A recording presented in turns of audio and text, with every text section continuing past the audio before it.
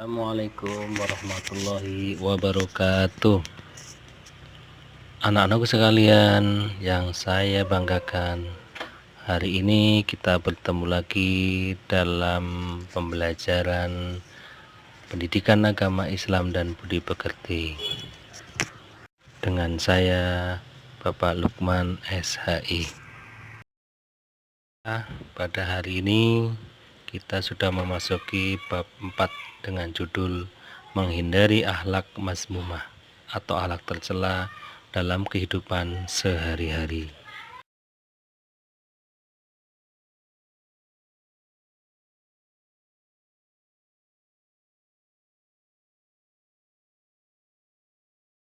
Anak-anakku sekalian yang saya muliakan, yang saya cintai dan saya banggakan, sebelum materi kita berlanjut, saya akan memberi pertanyaan berkaitan dengan beberapa hal.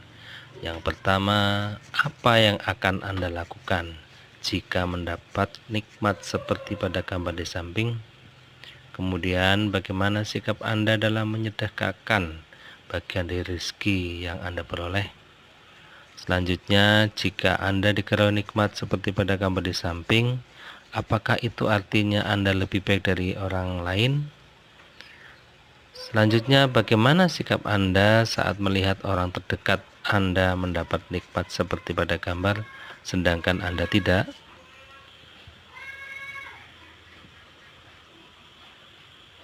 Dari materi yang akan kita bahas, anak-anakku sekalian yang saya banggakan, apa yang nanti kita pelajari dalam materi ini? Yang pertama adalah sikap hidup berfoya-foya, kemudian sikap takabur, sifat ria dan sum'ah dan hasad. Kemudian bagaimana kita membiasakan diri menghindari akhlak mazmumah atau tercela. Nanti kita semua pelajari bab ini dengan tuntas. Yang pertama, mari kita bahas sikap hidup berfoya-foya. Apa di dalamnya sikap berfoya-foya? Sikap hidup berfoya-foya dalam Kamus Besar Bahasa Indonesia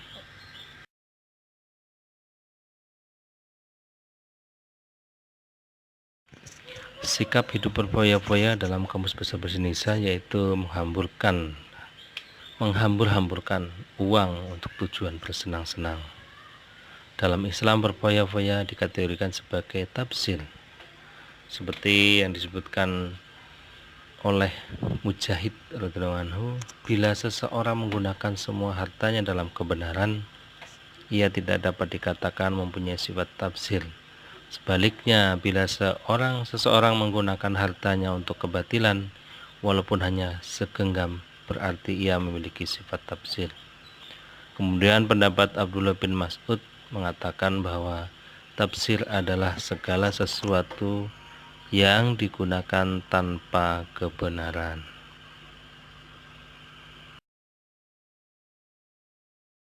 Adapun dalil tentang sikap berfoya-foya tercantum dalam Al-Quran surat Al-Isra ayat 26. A'udzubillahi minasyaitonirrajim. Bismillahirrahmanirrahim. Wa atidal qurba haqqahu wal miskina wa ibnas sabili wa la tubadzir tabdzira.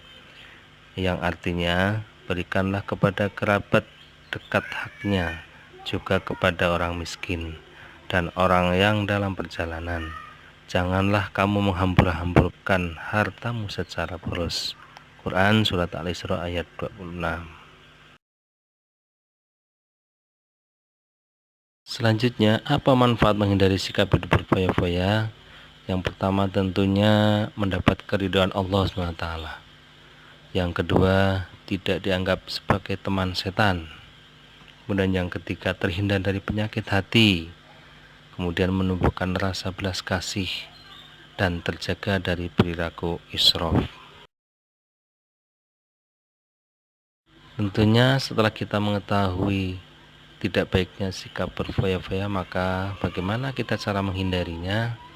Yang pertama adalah membelanjakan harta sesuai dengan kebutuhan banyak mengingat Allah SWT, sering berintrospeksi diri, membiasakan hidup sederhana, dan memilih teman bergaul.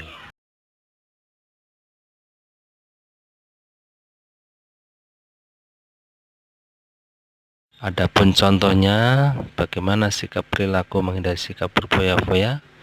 Yang pertama, berhemat atau menjadi gaya hidup konsumtif, memperbanyak amal soleh atau amal jariah, kemudian berbelanja sesuai dengan kebutuhan, bukan keinginan. Baik, itu tadi yang berkaitan dengan sifat tercela yang berhubungan dengan berfoya-foya. Kita lanjutkan dengan sikap ria dan sum'ah. Ini juga termasuk sikap tercela yang ada pada diri kita. Bagaimana pengertian dalil akibat dan seterusnya? Mari kita pelajari lebih lanjut.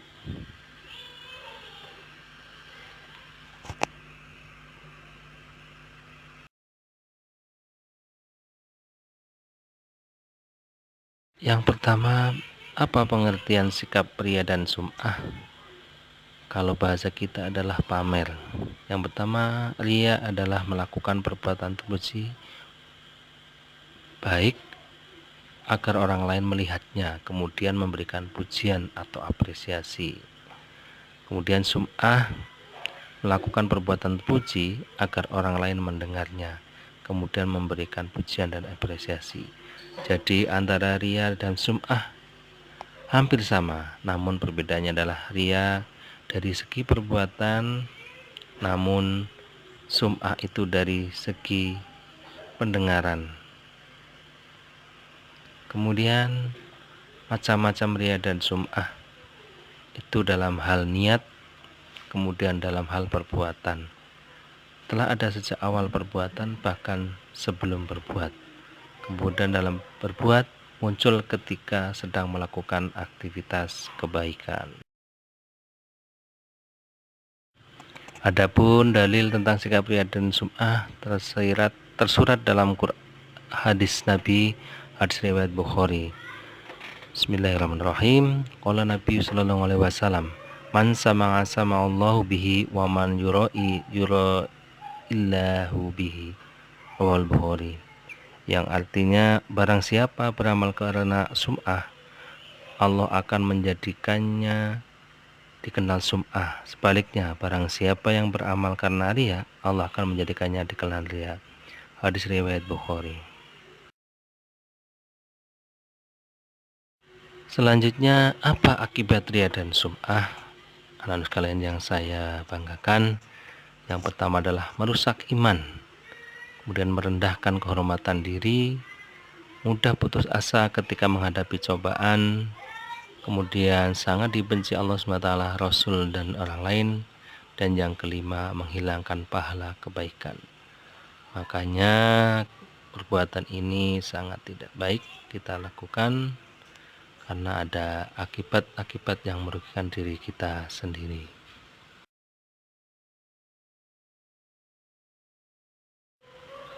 Agar kita terhindar dari perbuatan, maka manfaatnya adalah yaitu terhindar dari syirik kecil, terjaga dari sikap infak, mendapat keridhaan Allah SWT, terhindar dari penyakit hati, kemudian konsisten beramal baik.